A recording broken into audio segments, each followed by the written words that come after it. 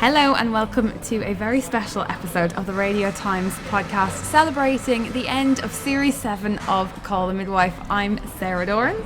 I'm Eleanor Bly-Griffiths. And we are here to chat, as we just said, about that Call The Midwife series finale. Eleanor, I don't know about you, I'm still slightly emotional. I know, I mean it was perfectly designed, that ending, to just make you take a moment and well up.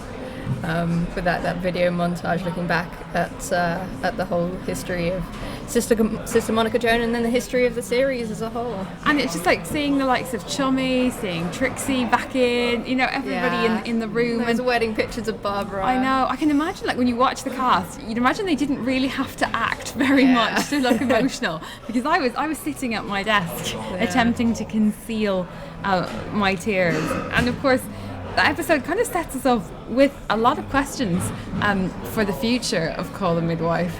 And let's dive straight in. One of the things that really got me in that closing sequence was when Tom walked in and saw the photos of Barbara from their wedding day. He'd of course put that gorgeous little carousel on her grave that reflected that beautiful, that kind of Christmassy wedding they had, or well, pre-Christmas I should say, because it was snowy November. And now he's been made an offer that could see him possibly leave. Yeah, he's been asked by Barbara's father whether he would go to New Guinea and do some missionary work there. And he's been offered a leave of absence by the bishops. So, I mean, that leaves the door open for him to permanently disappear or temporarily disappear if he wanted to. And he said in a Radio Times interview about Tom, maybe he's in Series 8, maybe he isn't. So there's potential that we might be saying goodbye to Tom as well for a bit. Jack Ashton, never giving anything away. Never giving anything away. Got to keep it, slightly on tenterhooks. I'd be sad to see him leave. Yeah, I mean, he's been a stalwart of the show since, 2014? Yeah. And, but, when he went off to, when Tom and Barbara went off to Birmingham, that was so that Charlotte Ritchie could take part in her own projects, and that he could also take part in different projects away from Call The Midwife. So he was doing a film called Instrument of War. So it's possible that he wants to explore other options. But like we said, he said maybe he is, maybe he isn't. Maybe he's coming back. We don't know. We don't know. Someone we would hope was coming back, and I think possibly hints that she's coming back, because she held up a big sign that said "See you soon." Is Helen George's Trixie. Yeah, that's one big hint. Yeah, no, I reckon she's coming back. She was only off for a couple of episodes so that she could have her baby, and I think she's, from the sounds of it, ready to go with the next series and come back to Nonnatus House. I mean, it feels like Call The Midwife wouldn't be Call The Midwife without Trixie at this stage. I know, she's so integral to it. She's as much of a long-standing figure as, of course, Sister Julienne, Sister Monica Joan. She is Nonnatus House in a way. She's that kind of life and soul, that young, carefree kind of symbol of young women at the time, I think. Yeah, but the question is, what's she going to be like when she gets back? Will her 6 months away, I mean, look pretty idyllic from the little clip, but will they have, when she gets back into her old familiar environment, how is she going to be with her alcoholism? Yeah. And will Christopher Dockerill, will he make a reappearance? Could he come back? I know some people have been joking, with Jack Ashton in particular, about the idea of Trixie and Tom taking up together again. But I think Jack Ashton has pretty much said, no, let's not do that. And I think that might the memory be of Barbara might not fade so quickly. It'd be a bit strange for him to be going back to his old flames so soon after his wife has just sadly passed away. Indeed. But speaking of the women of Nonnatus House, Valerie Dyer has made quite the impression now. We saw her come in halfway through kind of Series 6, and she's had a full run now in Series 7.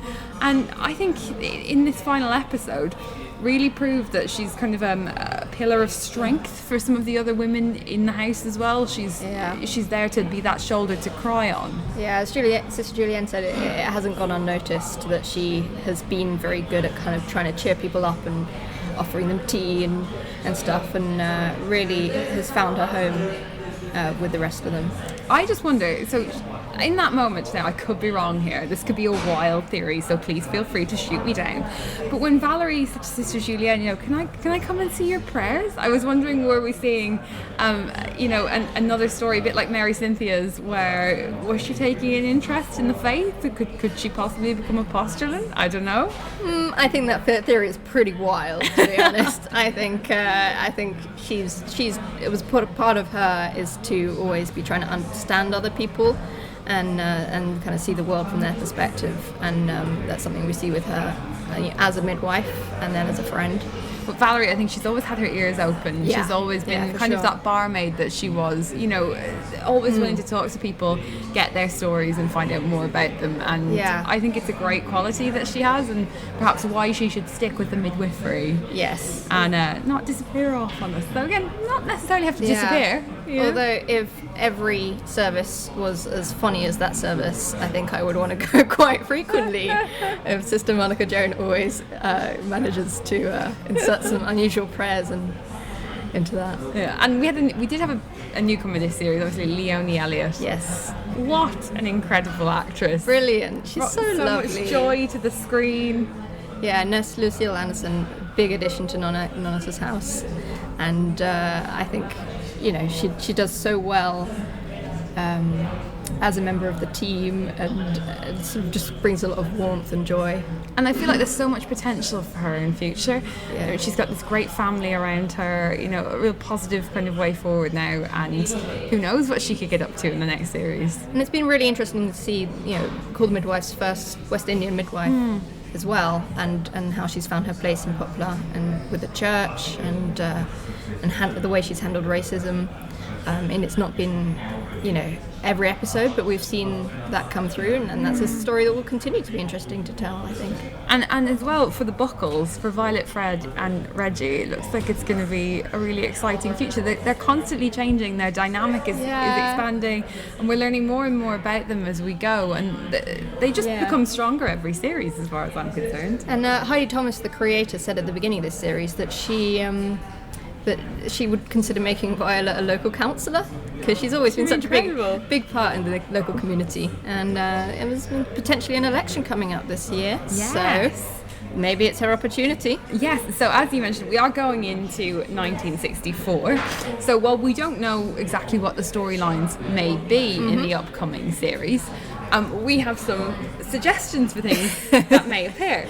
Heidi Thomas, if you're listening. Yes, Heidi, we both did history at university, Eleanor and I, so we've had a look through.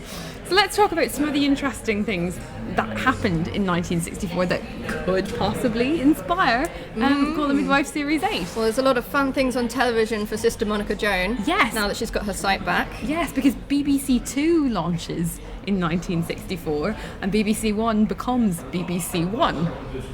And we get the first broadcast on BBC Two. I think it's in April of 1964, and it's actually Play School.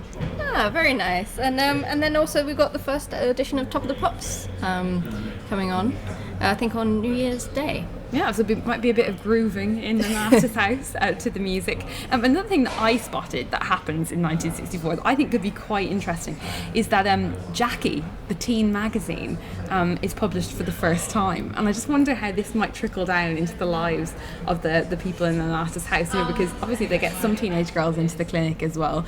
And whenever something kind of happens in kind of pop culture or society, you do see it kind of reflected, like we saw it when the pill became available, and it'll be interesting to see. It would almost be more interesting if Sheila and Dr. Turner had a teenage daughter, but you never know. Their son may come across a copy of Jackie, trying to learn about girls, read up a little bit. And talking of the pill, this is the year where we see the founding of the first Brooke Advisory Centre, which offers teenage contraception and sexual health advice, which is something we've seen tackled already a bit with Lucille and Val's sexual health, their lessons with the teenage girls, but it could be something that is explored a bit more. And there are lots of pregnancies in this year, particularly among the royals. So both Princess Margaret and the Queen Will they be popping down to the clinic? Will Probably they be popping to Poplar? No. Can you pop in Poplar? That's a terrible joke. Let's move on. You mentioned the election. Yeah. It's a really interesting one as well, because Labour get into government for the first time in 13 years in 1964. So it'd be interesting to see kind of the ramifications of this for the NHS, for the services that the midwives and Dr. Turner can of course provide, because at the end of that episode we did see where one clinic was closing down and they were taking in the influx of patients, and again you were seeing the kind of stretched services. So how will a new Labour government affect them? Will it bring the change they want to see, or will things stay the same? Interesting to find out. It's also on just wondering whether there might be the potential for at least one more new midwife to come in. Yes. Seeing as, in the last episode we saw them so stretched at the clinic, as you were mentioning, and as we're sadly one down, I wonder if maybe we'll see an exciting new casting. Well, I mean, I think Call The Midwife they get it right quite a lot, so we could see a very exciting new casting, and I'm really eager to see what happens. It's going to be sad again. It's always this time of year when the series wraps up and you've got to wait for that next possible episode. I mean, hopefully we'll get a Christmas special like we have for the last few years. Yes. We will, and then we'll get a brand new series. But I think no matter what they do, it's definitely on the up and continuing its stride. I mean, it's amazing how this drama, which some people would push aside as it's not, it's amazing. It gets to the core of issues. It's some brilliant writing, some really important storylines, and again, great writing by a woman for women, and not just for women, but I think this is a series that people can be dismissive as like, oh, it's for women, and even if it is for women, that's fine. But nothing wrong with that. There are a lot of men who watch this as well, as they should. And because it was a great storyline, I think it must have been 2 weeks ago now, where they tackled a young man's kind of depression as well. Yeah, absolutely. And looking at issues that affect everybody across society. And I think that's the nice thing about Call The Midwife. It's that it's a reflection of what life is like for people at a time. Yes. And it's really true to that, and there's a little bit of something for everyone. Indeed.